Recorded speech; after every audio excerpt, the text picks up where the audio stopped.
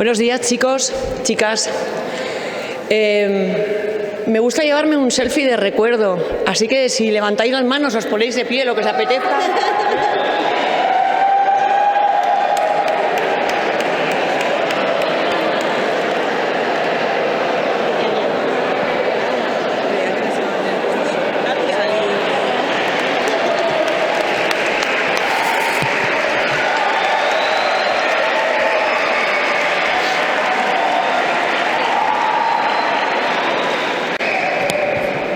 Bueno, buenos días a todas y a todos. La verdad es que el día de hoy, los días de hoy son siempre días felices y radiantes, aunque fuera esté cayéndose el mundo. Porque dentro de esta sala, de esta iglesia que está desacralizada, antes se lo contaba a Dolores, para que una iglesia se desacralice solo hay que llevarse la reliquia. Esta ya no tiene reliquia, aunque estamos llenos de los dioses, lectores y escritores. Es más sagrada que nunca esta iglesia. Entonces, dentro de aquí siempre luce un sol inmenso, que es el de la alegría, el de la felicidad, por poner en marcha el encuentro de escritores que comienza hoy y que desde hoy hasta mayo va a poner en contacto las dos caras de la misma moneda, las dos mitades del mismo corazón, los lectores y los escritores. Hoy estáis aquí, yo me había escrito casi 400 personas, pero creo que estáis más de 400 personas que habéis venido hoy, pero en realidad estáis ocupando estos bancos desde septiembre, que es cuando abrimos el plazo de inscripción para participar en estos ciclos, y vosotros os habéis inscrito para participar en este encuentro inaugural desde distintos institutos que luego la directora de la biblioteca enumerará, aparte de las personas que habéis venido a título particular atraídos por la escritora que hoy nos acompaña, que es, como ya sabéis y habéis aplaudido entusiasmados, es Dolores Redondo, que como vosotros ha venido hoy aquí, pero en realidad está aquí, está intentando estar aquí desde hace años. Y por fin desde este mes de septiembre, ¿no? Yo creo que fue desde antes de verano, por fin nos pudimos encontrar, ¿no? Esa respuesta por fin pudo ser afirmativa, por suerte, para las dos. También quería contaros que aquí en la Biblioteca Valenciana llevamos 22 años convocando a escritores y a lectores para que charléis en esta iglesia, Monasterio de San Miguel de los Reyes, que fue monasterio, luego cárcel y ahora es un edificio cultural. Yo estoy aquí como directora desde 2015 y desde entonces en este encuentro han participado casi 30.000 personas, incluido el año de la pandemia en el que mantuvimos la actividad de forma virtual. Leer nos enseña a pensar, pero sobre todo nos enseña a dudar de todo.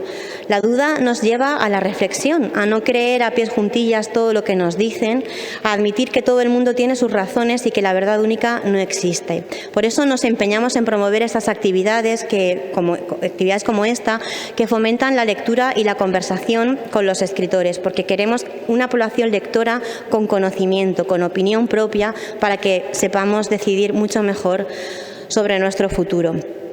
Este encuentro es una iniciativa que está dentro del plan de fomento del libro y la lectura, que también empezó a nacer desde 2015, ¿no? Con muchas actividades, esta una de ellas, en la que intentamos, como digo, conseguir que cada vez se lea más, que cada vez se lea mejor y que cada vez se lea con más placer. Y para inaugurarlo, ya lo he comentado muchas veces, ya lo sabéis, está aquí Dolores Redondo, que ha convertido la novela negra en un bestseller en España y a la que de verdad, yo lo había escrito esto ayer y ayer ya te agradecía muchísimo, pero es que hoy, lo sabes, te lo agradezco muchísimo más, de verdad, te lo agradezco en el alma, el esfuerzo de estar con nosotros, porque sé que la promoción de la novela te está llevando hasta el último rincón del mundo y no siempre duermes bien, que es lo que queremos todos. Así que te lo agradezco en el alma, Dolores. En su trayectoria literaria cuenta con... Gracias.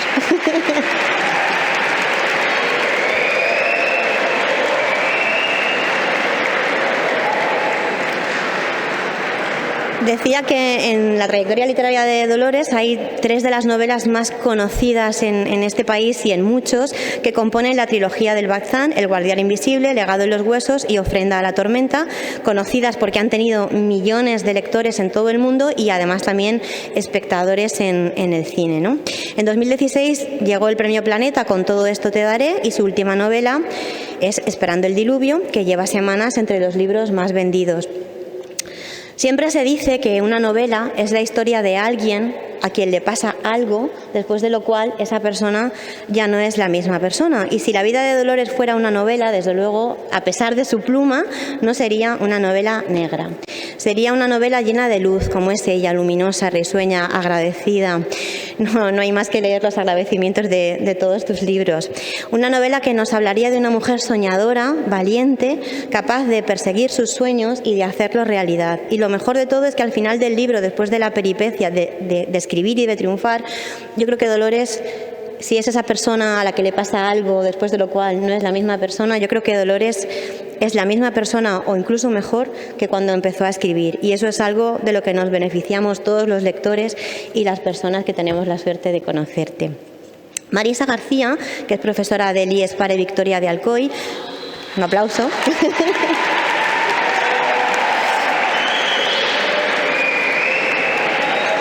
Va a realizar la presentación de Dolores y posteriormente los alumnos que queráis podréis formular las preguntas que queráis, que estarán moderadas por la directora de la Biblioteca Valenciana, María Jesús Carrillo. Y yo pues poco más, voy a pedirte que disfrutes este momento, a vosotros y a vosotras que lo disfrutéis muchísimo. Daros las gracias de nuevo por estar aquí guarecidos, esto seguro que no te lo han dicho nunca, guarecidos aquí mientras el diluvio está ahí fuera. Bueno, muchísimas gracias por venir, gracias por estar y que disfrutéis.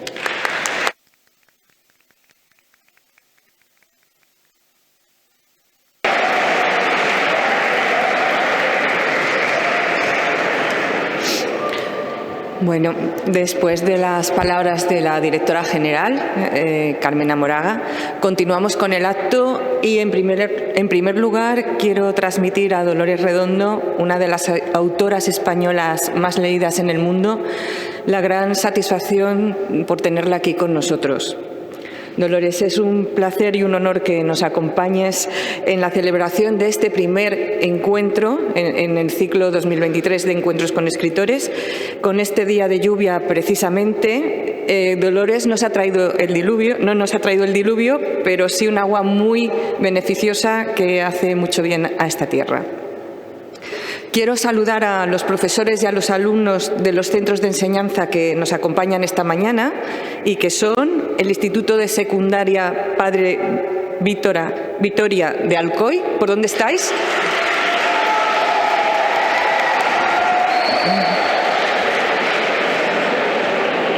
El Instituto Almenara. El Instituto Sors de la Mar, que viene de Denia. El Instituto de Pedreguer, el Parque Colegio Santa Ana de Valencia,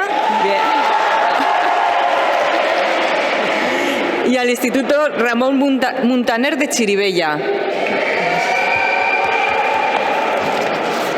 Damos también la bienvenida al Club de Lectura de Muro Llits. Encantados. Y al de la Biblioteca Pública de Benimaclet. También a la Universidad Popular Poblenou. ¿Estáis por aquí?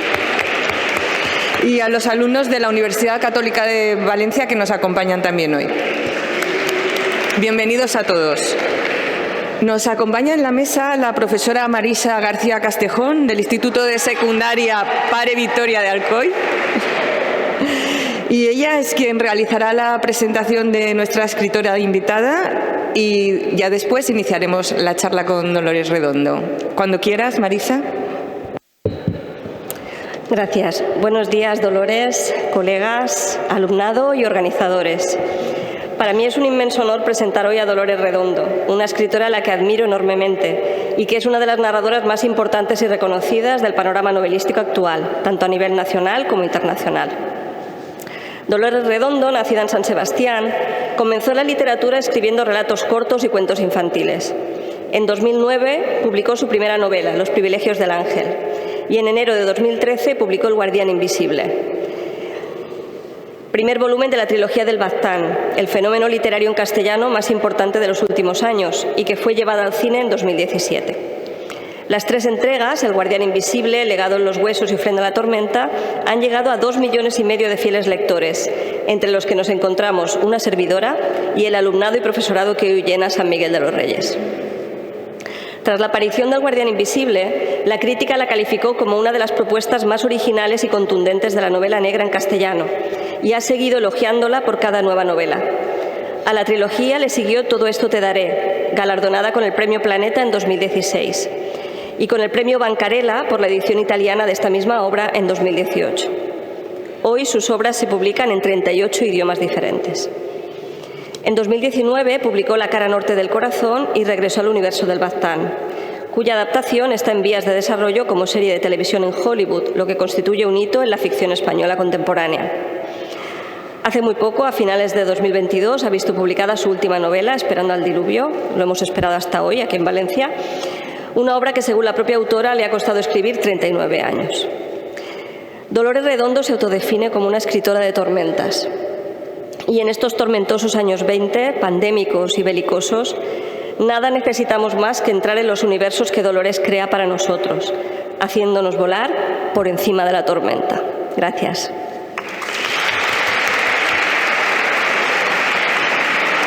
Muchas gracias, Marisa, por esta presentación.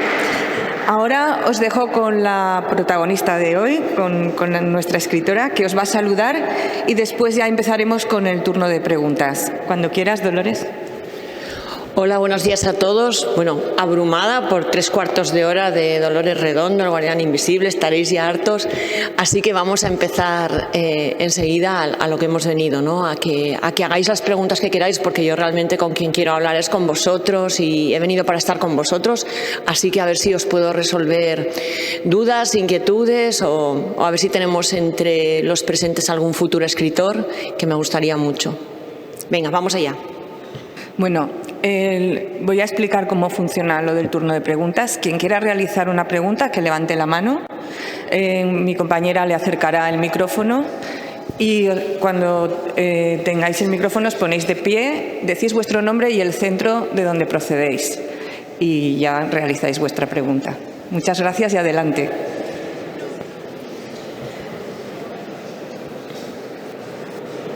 ¿Hay alguna pregunta por ahí? ¿Alguna mano? Ya veo una. Sí, dos manos por ahí. Hola. ¿Él? ¿Yo? Vale. Hola. Hola. Bueno, me llamo Noa, soy del IES para Vitoria de Alcoy.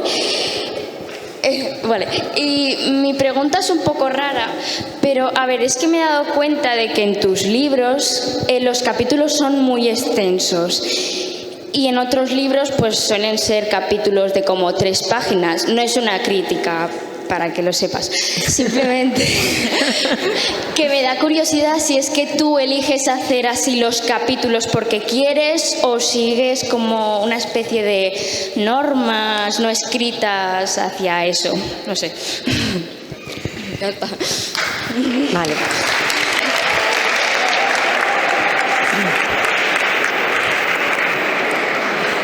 Pues muchas gracias, Noa.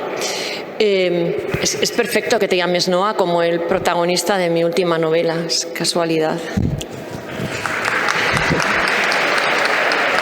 Bueno, escribir una novela, siempre que me preguntan cómo se aprende a escribir una novela, siempre les digo que es leyendo. Leyendo se adquiere un ritmo parecido al que se adquiere cuando se cantan canciones. Cuando cantáis la canción de alguien que os gusta, esto se ve muy bien con el rap, por ejemplo. Los raperos no siempre hacen los versos de la misma duración, dependiendo de la inspiración que tienen, hacen versos más largos o más cortos, pero escuchándolos es como se aprende también a adquirir esos ritmos y leyendo es como se adquiere el ritmo de la escritura. En cada novela es como si hubiera una voz interior que me dicta que necesito más espacio para contar una acción y otras veces menos. Y no obedece a nada en concreto, simplemente sale así, os lo digo, de la misma manera que cuando alguien compone una canción le pueden salir estribillos más largos o muy cortitos o en los que solo se repite. Es así, es algo que sientes por dentro, que es el modo en que tienes que contar eso que quieres contar. No tiene tanto que ver con establecerse un ritmo en la duración de los capítulos, una necesidad que surge de dentro.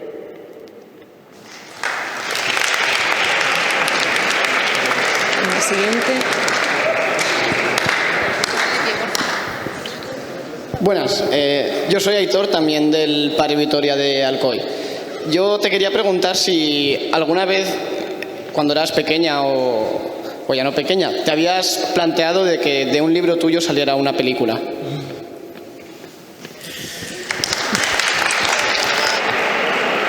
Bueno, pues cuando era pequeña, desde muy pequeña ya me gustaba narrar historias. Yo soy hermana mayor de 4 hermanos y mis hermanos recuerdan que siempre les estaba contando historias. Unas eran cuentos o historias que yo me sabía y que se las contaba tal cual, otras veces cambiaba el final o cambiaba parte y otras me las inventaba directamente. Así que muy jovencita pensé en ser escritora. Es algo que mantenía en secreto, como supongo que más de uno de los que estáis aquí. Ahora sí os pido que levantéis la mano los que habéis pensado en ser escritores. ¿Alguno ha pensado en ser escritor? Veo alguna mano por ahí, pero sé que hay alguno más que no la va a levantar, aunque también lo ha pensado, que pertenecerá al grupo de los que eran como yo, pues porque de alguna manera eres tímido, porque sabes que la gramática no se te da demasiado bien, incluso porque tienes un montón de faltas de ortografía o porque tienes dificultades en el aprendizaje de lo que es la lengua y bueno, y dices, pues ¿cómo voy a ser escritor, no? Pero ser escritor, el deseo de serlo procede del interior, de una necesidad de contar y sobre todo de entender mejor lo que sientes cuando lo escribes. Y da igual lo que escribas, da igual que sean poemas, da igual que sean canciones, da igual que sea un diario o una historia que te estás inventando. Como te digo, muy pequeña imaginaba ser escritora, pero la parte que tiene que ver con el cine y con muchísimas otras cosas que me han ocurrido en los últimos años que son verdaderamente alucinantes, pues no me las podía imaginar. Pues conocer a algunos actores, directores de cine, productores norteamericanos, gente que son pues los que aparecen sus nombres en las películas cuando vemos los créditos y que no me imaginaba poder tratar. Y el mundo del cine es un mundo que me encanta. Yo procedo de una cultura audiovisual total. En mi casa, cuando yo era pequeña, sobre todo veíamos películas, veíamos cine y mis fines de semana eran sesiones de cine pues a todo lo que podía, desde el parroquial, que era el más económico, hasta el que me llevaban mis padres y luego las pelis que veía en casa. Así que siempre me ha gustado el mundo del cine, aunque no es el mío, pero me encanta que mis novelas tengan ese romance con el cine y bueno, pues estar en nuevos proyectos ahora para seguir adaptando me hace muchísima ilusión.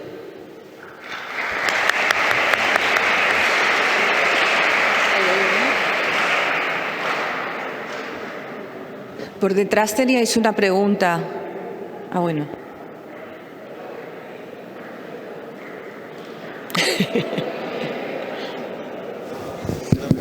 Hola. Hola. Vale, ahora. Hola, soy Guay. ¿Me escucha muy alto? Hola, soy Guay Laurizaríaje. Soy del Pare Vitoria. Y mi pregunta es que yo me di cuenta que en tu libro se cuenta que Amaya es rescatada por el Basajaun, igual que el guardabosques. Un guardabosques que cuentas en El Guardián Invisible. Pero a mí me han contado que en esas tierras les cuentan a los niños que si no se portan bien, vendrá el Basajaun por ellos. O sea que no sé si en la cultura se cuenta que el Basajaun es más bien bueno o malo. Bueno, pues no sé quién te lo ha contado, pero está profundamente equivocado. Te lo aseguro que he hecho profundos estudios antropológicos sobre la figura del Wasajaun, que es antiquísima, es precristiana. Y el Wasajaun es una de las criaturas que poblaba los bosques antes de que llegaran los humanos, según la leyenda. Y es el inventor, diríamos, el instaurador de la agricultura. Según la tradición, él dejaba las semillas para que los primeros humanos que se establecieron en la zona las plantaran y cosecharan. Y el Wasajaun es una figura, su nombre significa señor del bosque, y como señor del bosque que es, vive en equilibrio con él y cuida del equilibrio, cuida de que la naturaleza siga su curso todo el tiempo. Así que acepta la presencia del ser humano siempre que el ser humano no sea agresivo con la naturaleza. O sea que, claro, no admite a incendiarios, no admite a gente que va a matar indiscriminadamente a las criaturas del bosque o que entra sin respeto en esos lugares. Pero es una criatura de protección. Y sí que, sobre todo, se mantiene prudente en la distancia, se comunica con silbidos y así las personas que están cerca saben que está ahí. Y sobre todo, en la tradición se dice que ayudaba a los pastores que tenían que pasar la noche a la intemperie con sus rebaños, avisándoles de la llegada del lobo con esos fuertes silbidos. Antes de que llegara el lobo se oían unos tremendos silbidos en la montaña y ellos sabían que se acercaba, y era el modo en que el Wasajaun les avisaba. No les defendía porque, como digo, es una criatura que no interfiere, está simplemente como guardián de mantener la pureza y el control en el bosque. Hombre, pues si el niño es malo y quema el bosque, pues igual viene a buscar el Wasajaun, pero no es una figura de castigo. De hecho, en la novela, en El Guardián Invisible, cuando la prensa comienza a llamar al asesino el Wasajaun, las personas de la zona se indignan, dicen, ¿por qué Wasajaun? ¿No? Pero lo cierto es que la prensa escoge nombres para los asesinos de lo más curioso, porque, por ejemplo, en la última novela, Esperando al diluvio, el asesino, que es un asesino real que mató a 3 mujeres en Escocia en los años 60 y que sigue siendo buscado a día de hoy, es un caso abierto, la prensa lo llamó John Biblia. Y el nombre pues es bastante traído por los pelos, porque él, es verdad que se llevó a sus víctimas a las 3 de la misma discoteca, que es una cosa bastante llamativa. Pasó buena parte de la noche con ellas, las invitó a unas copas, bailaron y luego las acompañó a casa y por el camino las estranguló, las violó, las dejó tiradas en la calle. Y mucha gente recuerda, muchos de los testigos recuerdan que dijo llamarse John, pero lo de Biblia, que es el apodo que la prensa le puso, vino de que otro testigo dijo que recordaba que había hecho una mención de las Escrituras o de un salmo, pero que puede ser tan fácil como que hubieran dicho un refrán, ¿sabes? O sea, que igual dijo una frase, sonó a bíblico y con eso se llamó John Biblia, que es un apodo muy bueno para un asesino, pero que muchas veces están bastante traídos por la casualidad, ¿no?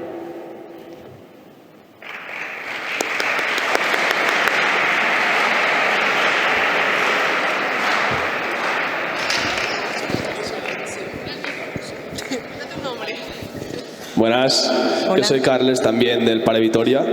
Y nada, preguntar si planificas las historias al detalle antes de escribirlas o las dejas fluir sobre la marcha. Muchas gracias.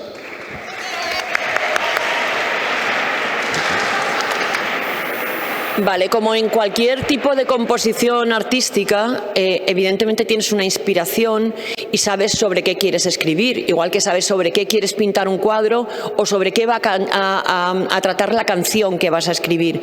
Siempre sabes cuál va a ser el tema. Puede que, dependiendo de cada persona, se documente más o menos. Yo me documento muchísimo, sobre todo porque en muchas ocasiones esos crímenes, tanto los que aparecen en la trilogía del Baztán como los que aparecen en Esperando al diluvio, son reales. Y por respeto a las víctimas reales, me documento, leo, me entero de todos los datos, de cómo ocurrió de verdad e intento plasmarlo lo más cercano a cómo fue.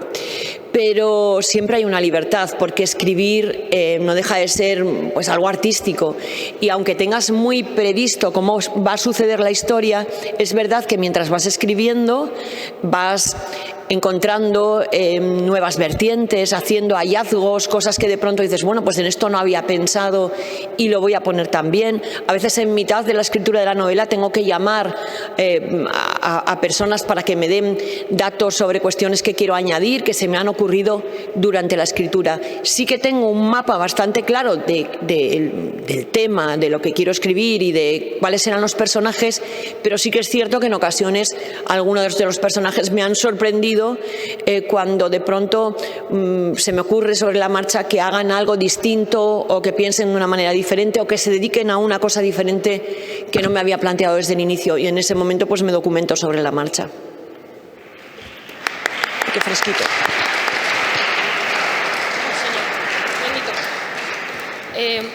Hola, yo me llamo Alexandra. Vengo de ¿Dónde estás?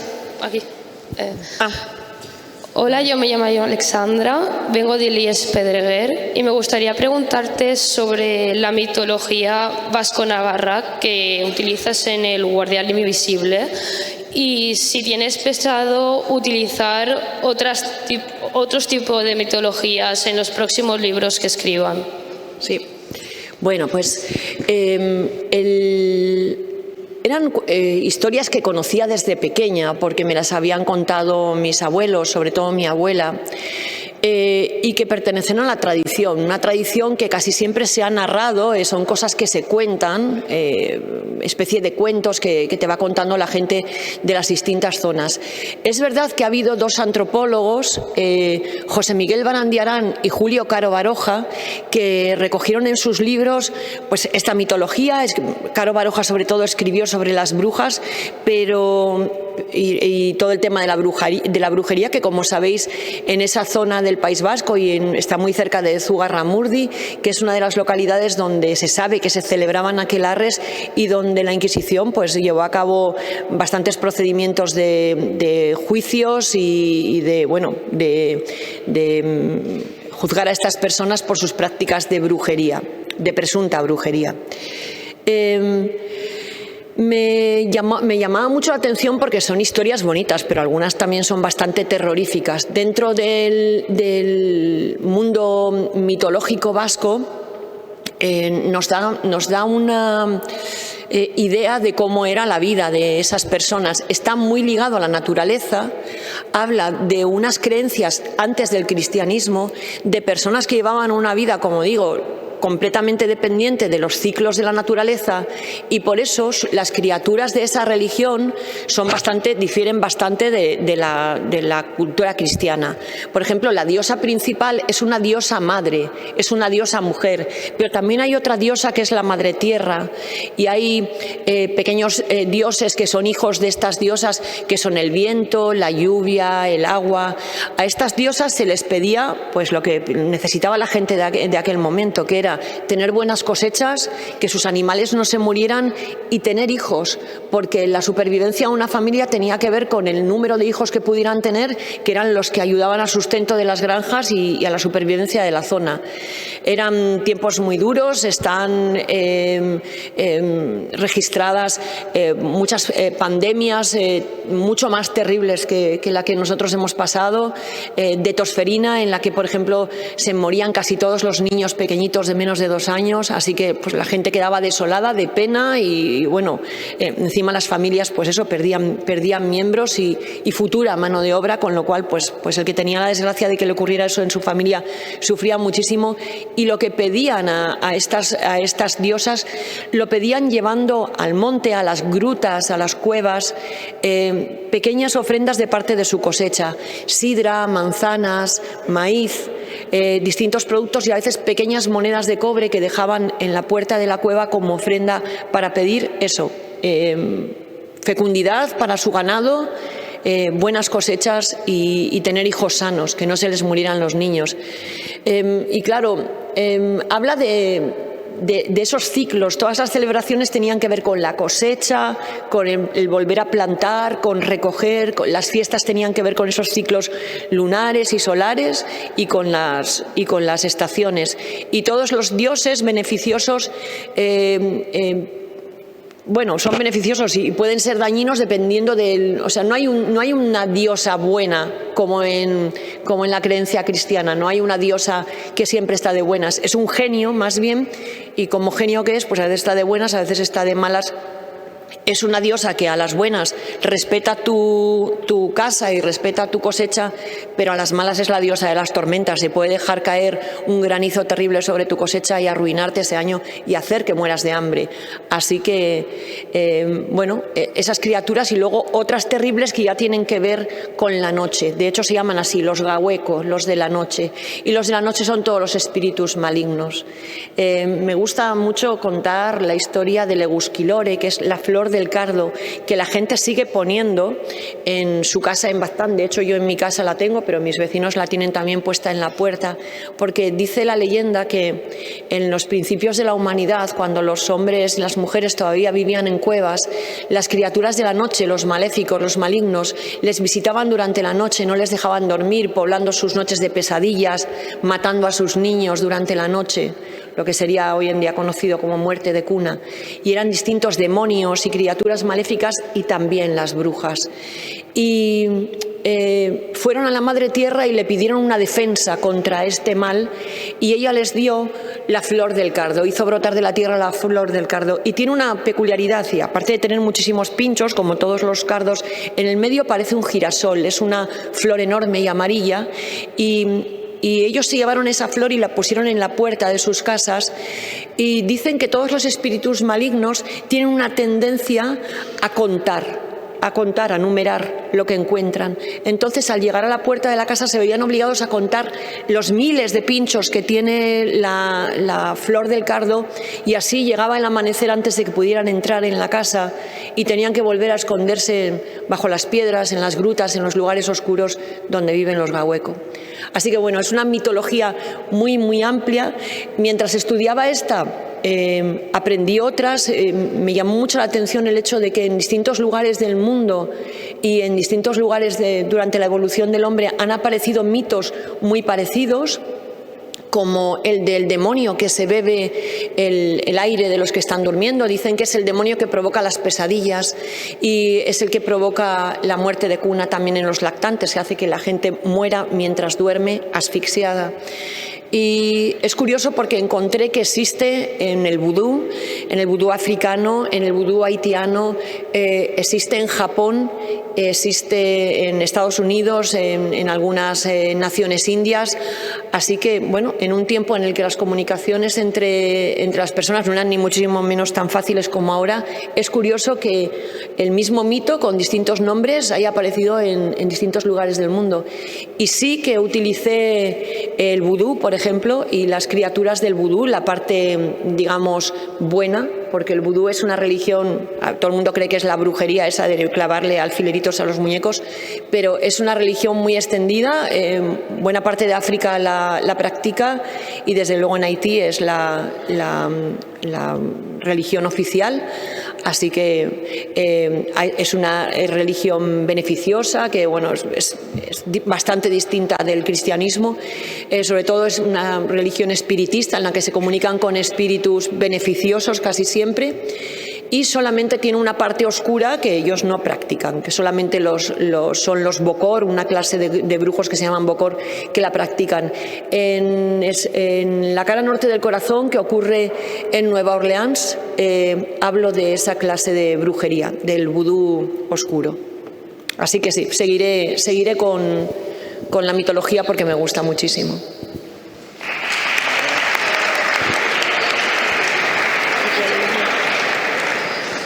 Buenas, soy Nacho Belda del Ramón Muntaner y te quería preguntar que cuánto te influye o si te influye el estado mental en el que estás cuando escribes tus obras y si es así, que cuándo escribes mejor. Pues mira, es justo al contrario. Lo que me influye es lo que está ocurriendo en la novela mientras escribo para mi estado anímico después. Escribir tiene para mí una peculiaridad. La tiene también leer. Yo cuando leo, no siempre, no me ocurre con todas las novelas, como os ocurrirá a vosotros, con unas, pues bueno, pasas por encima, no logras meterte, pero si hay una en la que logras meterte y estás viviendo la historia, pues te olvidas de tu realidad. Cuando escribo es muchísimo más fuerte todavía que cuando leo.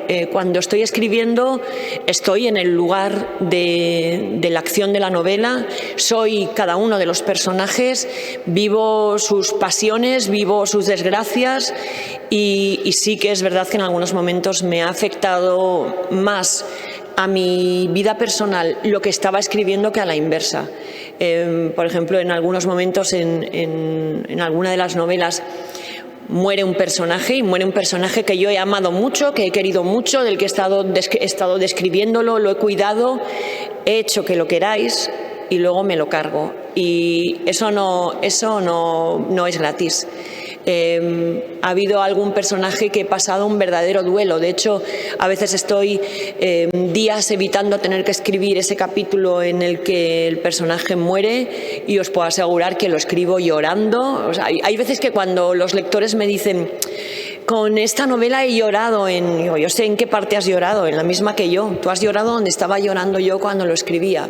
Creo que esto tiene que ver con algo que es fundamental para los que queréis escribir lo que sea, crear lo que sea, cualquier arte, dedicaros al arte que sea, y es ser honesto con lo que estáis sintiendo y ser honesto con vuestras emociones, porque yo creo ficción y si escribes una canción no será más que una canción, pero si le pones tus emociones de verdad, transmitirá, y eso es lo que hace que de pronto algo que escuchamos, que vemos o que leemos nos impacte, y es que la persona que lo ha hecho ha puesto sus emociones de verdad, y se nota siempre. Yo lo noto cuando estoy leyendo, percibo que el escritor lo que me está contando me lo está contando porque lo ha vivido, y dices, bueno, pues todo no lo puedes vivir, no sé, si estás narrando Alien, en el que hay una criatura extraterrestre que se mete en la nave Nostromo, que son chatarreros del espacio, y dices, a ver, todo eso es mentira.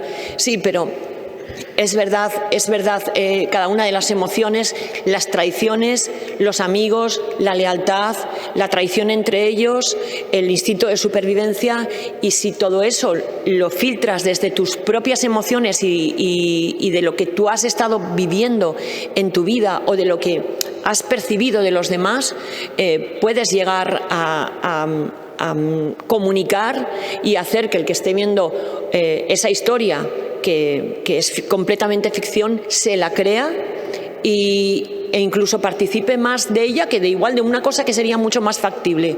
Una vez un librero me dijo que si una historia estaba bien escrita podía ser más creíble una invasión extraterrestre que una pareja tomando café en un bar. Pero tiene que ver con que tú hayas sido honesto al contarlo y tus emociones sean reales.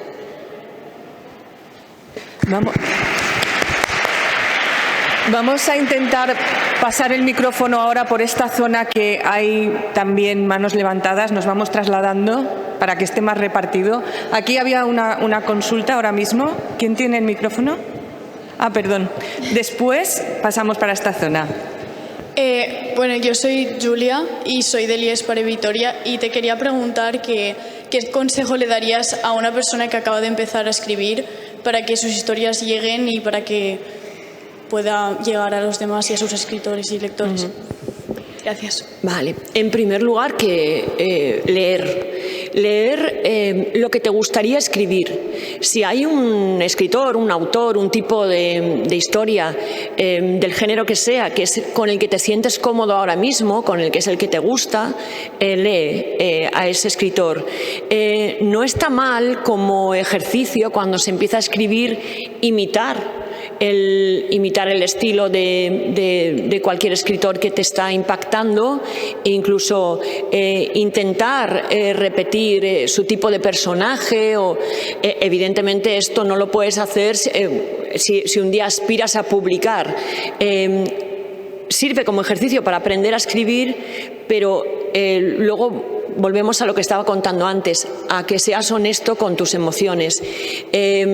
Si quieres escribir una novela tipo ¿qué voy a poner? Pues tipo Blue Jeans, por ejemplo, en el que hay unos adolescentes que van a un instituto, que se enamoran, que no sé qué. Vale, pues hay un montón de novelas como las de él que están en el mercado y que unas funcionan más, otras funcionan menos, pero si quieres realmente que tu novela, aunque sea de un tema sobre el que ya se ha escrito mucho, sea original, tienes que mojarte y tienes que poner realidad en ella. No se trata de que escribas un diario y cuentes lo tuyo, sino que seas capaz de ser como una esponja y recoger lo que ocurre a tu alrededor, lo que les pasa a las personas reales que tú conoces y cómo pues sufren o triunfan sobre sus adversidades, o cómo superan sus problemas o cómo no los superan.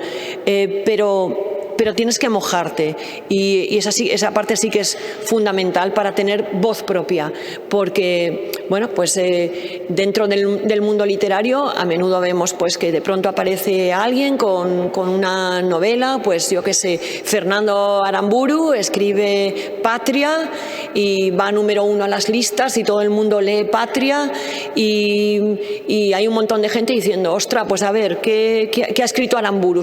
Pues voy a escribir una novela parecida. Vale, pues puedes escribir una novela parecida, los lectores después de leer Patria se quedan con hambre y puede que vayan a tu novela también, pero nunca vas a ser Fernando Aramburu, porque a Fernando la novela le creció dentro. Tienes que escribir, yo siempre hago una distinción entre autores y escritores. Autor es todo el que escribe, todo el que tiene la autoría de algo es autor por eso, ya está. Pero a un escritor la novela le nace dentro y le nace cuando le nace y tiene que contar lo que tiene que contar. Cuando yo escribí El guardián invisible, una inspectora que vuelve al lugar del que se fue cuando era muy joven y al que nunca ha querido regresar para investigar una serie de crímenes de marcado tipo ritual y que va a descubrir pues que de pronto están relacionados también con su familia, con su propia infancia, bueno, un montón de cuentas pendientes que tiene allí. Cuando yo escribí esa novela, en España estaba de moda la novela histórica. Yo mandé esa novela a 5 o 6 editoriales que la rechazaron. Luego ya dejé de mandar a editoriales y lo empecé a mandar a representantes literarios, que son una especie de intermediario entre el escritor y la editorial, y muchas veces hacen un trabajo excelente, sobre todo porque los autores muchas veces no sabemos cómo va a encajar nuestra novela en los distintos sellos literarios, y un agente sabe qué está publicando cada una de las editoriales, qué quiere ese editor y sabe si tu novela puede encajar con lo que ese editor quiere. O sea que van un poco más a tiro fijo y tienes más probabilidades de publicar, siempre y cuando un agente acepte representarte, que es también muy, muy, muy difícil. Entre los agentes a los que escribí me contestaron 3. Uno me dijo que en ese momento no podía ni leerme porque tenía muchos manuscritos pendientes. Otro me dijo que lo estaba leyendo y que le estaba gustando mucho y que ya me diría cuando llegara al final. Y el tercero me contestó meses después. Vamos a ir hasta el segundo, luego os cuento lo del tercero. Pero todos los demás me dijeron que no, o sea, simplemente fue un rechazo. Y el segundo, el que aceptó, el que me estaba diciendo que sí, que le parecía que sí, finalmente fue mi representante, sigue siendo mi representante desde entonces. Me dijo que creía que me podía conseguir una editorial digna y unos meses después me llamó desde la Feria del Libro de Frankfurt y ya tenía 15 editoriales internacionales para mí. Así que fue, y vendió enseguida además los derechos para el cine, así que fue una cosa extraordinaria. Y antes de que se publicara el libro, me contestó el tercer representante y me dijo, vale, escribes bien, la novela está bien escrita, pero no va a funcionar. Y no va a funcionar porque ahora está de moda la novela histórica. Si pudieras meter algún concepto histórico estaría mejor, pero además yo que tú quitaría toda la mitología, quitaría el que es un pueblo muy pequeño y las novelas negras tienen que ocurrir en ciudades, en urbes, y que hay palabras en euskera. y que esto nos retrotrae como a una zona muy limitada, te van a leer en el norte y esto no va a tener salida. Para cuando me mandó esa carta yo ya tenía, como os digo, 15 editoriales internacionales, tenía firmado con una editorial española a publicar y había vendido los derechos del cine y le contesté eso. Todas esas cosas que me pedía que quitara o que pusiera era lo que en ese momento estaba funcionando en el mercado. Pero a mí me nació esa novela dentro y yo sabía que tenía que escribir eso, en un momento en el que eso no estaba de moda. Ahora hay un montón de novelas similares en las que ocurren cosas parecidas, que ocurren en el norte, en pequeños pueblos, en los que aparecen cuestiones mitológicas, en los que el detective vuelve a enfrentarse también con cosas de su pasado. O sea, muchas, las hay así. Pero ahora, bueno, pues para mí tengo que decir que no puedo considerar escritora a alguien que está escribiendo algo simplemente porque se ha puesto de moda. O sea, si después de Fernando Aramburu escribes una novela sobre ETA, pues no. Hay que ser valiente, te tiene que nacer dentro. A Fernando Aramburu le nació esa novela dentro y la escribió cuando nadie estaba escribiendo sobre ETA, escribió una novela sobre ETA y ahora pues hay un montón de gente haciéndola. Diferencia entre autor y escritor. Así que verás a qué aspiras. Si quieres ser autora, pues puedes buscar en las listas de éxitos, ver lo que está en los 10 primeros puestos e intentar escribir algo parecido. Y si quieres ser escritora, pues tendrás que ver qué llevas dentro. Y te aseguro que es infinitamente más interesante, infinitamente más. Vamos, lo siento, pero estamos ya terminando. Me gustaría que acercarais el micrófono para una... va a ser la última pregunta, porque así nos queda un poquito de tiempo para que quien haya traído un ejemplar, Dolores, os lo pueda firmar, porque a la 1:30 hemos de terminar necesariamente el acto. Gracias. Bueno, gracias por estar aquí, Carmina Murollich. Yo te quería preguntar, hay un protagonista siempre en tus novelas que a mí siempre me ha parecido fascinante y es el entorno. O sea, tú vas mucho más allá del encuadre de unos personajes y hay un protagonismo del entorno tan tremendo que, bueno, yo cuando terminé la pandemia lo primero que hice fue irme a la Ribera Sacra, por lo tanto te doy doblemente las gracias. Pero cuando tú te planteas tus novelas, te planteas ese fuerte protagonismo que tiene el entorno en el que encuadras tus novelas. Es que no tiene tanto que ver con planearlo, con decir, pondré 80% de paisaje, 2% de... No así. Tiene que ver con lo que llevas dentro. Y ese paisaje de norte, ese paisaje lluvioso, es el paisaje de mi vida. Yo sé que en Valencia es extraño un día así, no es tan frecuente, que cuando llueve aquí también os llueve, que da gusto, pero en el lugar donde yo nací y me crié, es que llovía todos los días, o casi todos los días. Así que está en mi ADN, está en mi infancia, está en todos mis recuerdos, la niebla por la mañana mientras iba al colegio, llevar la capucha puesta, las gotas en el paraguas. O sea, son sonidos que forman parte de mi vida. Seguramente ya los estaba escuchando antes de nacer, desde el vientre de mi madre.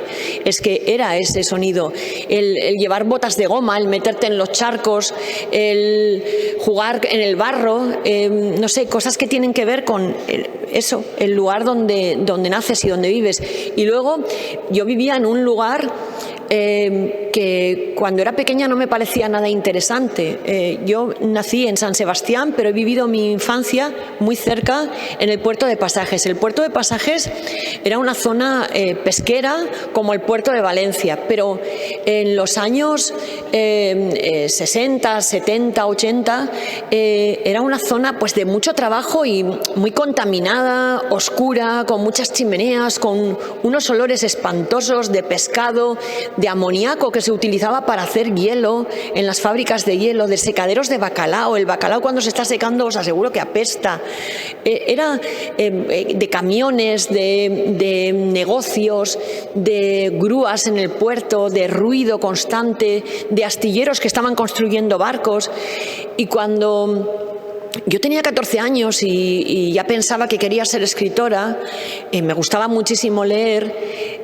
Creía erróneamente que tendría que irme de allí para ir a un lugar fascinante donde pasaran cosas como las de las novelas que a mí me gustaban, y casi todas eran grandes ciudades, Estados Unidos, pues eran Boston, eran California o Nueva York, y yo decía, tengo que ir ahí, o tengo que ir a Londres, tengo que ir a lugares chulos donde pasen cosas. Y no me estaba dando cuenta de que el lugar donde yo vivía era un lugar chulo donde pasaban cosas, pero era un lugar también de mucho esfuerzo, de mucho trabajo y de mucha muerte, porque la gente que, bueno, el mundo laboral de hace unos años atrás, pues por desgracia se llevaba todos los años la vida de un montón de trabajadores, y en las zonas portuarias y en el mar era una constante. Así que mi infancia también ha estado muy marcada a nivel personal en mi familia por varios fallecimientos de una hermana, de un primo, de un tío, todos muy jóvenes, y mi familia estaba triste, y yo tenía la sensación de que era muy triste el lugar donde vivía. Las visitas constantes al cementerio, los funerales, o sea, estaba harta de aquello. Me parecía un lugar horrible para poner una novela, y yo no quería hablar de aquello. Y sin embargo es algo con lo que he tenido que reconciliarme, porque al final es verdad que tenemos la tendencia a pensar, a vulgarizar el lugar donde vivimos y a pensar que no tiene interés y que no tiene, bueno, pues que nuestra vida es vulgar y que la gente que nos rodea lo es también. Pero desde luego cuando maduras pues ves que esos lugares también están llenos de historias, y que al fin y al cabo son el lugar donde has nacido, lo que te ha tocado, y de que aprendas a ponerte en paz con eso y con lo que ha sido tu vida, con los padres que te han tocado, los hermanos que te han tocado, la vida que te ha tocado vivir. Es válida, es de aprendizaje, y es buena vida o sea, es mina para un escritor, eso seguro, pero tiene que ver con que te pongas en paz con esos paisajes. Así que no tiene tanto que ver con hablar del paisaje en sí, de hacer la descripción física del lugar, sino la descripción emocional del lugar, lo que a mí me hace sentir. Y por eso comunica, porque bueno, al fin y al cabo hacer una descripción de un lugar es hacer una guía de viajes, decir, bueno, pues en este lugar hay esto otro, esto es de interés, esto no, esto es bonito y esto es feo. Pero si lo describes desde el corazón, desde tu mirada, y no hace falta que seas amable con lo que estás contando, que a mí una de las cosas que me fascina de mis novelas y del interés que la gente tiene por ir a los lugares donde ocurren es precisamente que no retrato lugares amables. Casi siempre es alguien, tanto Amaya Salazar como Manuel Ortigosa en Todo esto te daré, como Noa cuando llega a Bilbao en esta última novela, que llegan a una ciudad o un lugar que inicialmente les es hostil. Llegan en un mal momento de su vida, Manuel en el día en que ha muerto su marido, Amaya porque tiene que ir a investigar unos crímenes y vuelve allí con un montón de cuentas pendientes con su familia, Noa pues enfermísimo, a punto de fallecer y detrás de un asesino. Pues no es precisamente el mejor momento para admirar lo chula que es una ciudad o encontrarla bonita. Tienen un primer impacto de hostilidad y luego van descubriendo aspectos que tienen que ver con una mirada desde las emociones y desde el corazón. Pero ya te digo, no está tan pensado tampoco, es simplemente que es así como lo siento.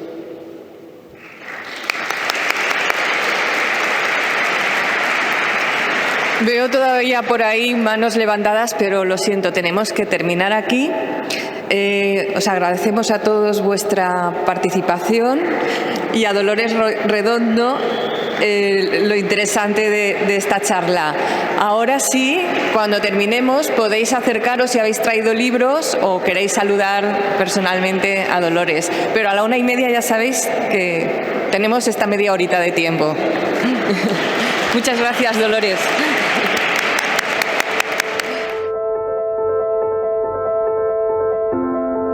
Em pareix un lloc molt bonic i sobretot perquè he pogut conèixer a Dolores Redondo, que és una escriptora en la que m'ha agradat molt el seu llibre, i la veritat és que tornaria a vindre per ensenyar-li a la meva família. Sí, m'agrada molt com a autora i com a inspiració, ja que m'agradaria tindre una imaginació com ella i a banda també m'he vist les pel·lícules inspirades en els seus llibres i m'han paregut també molt impressionants. A mi personalment m'ha agradat poder fer-li preguntes lliurement i que ella ens poguera respondre i també conèixer-la en persona. A mi, la veritat, conèixer-la i veure la seva opinió del seu llibre i que va llegir al cine y también haberla pogut conèixer en persona y que em firmara el llibre.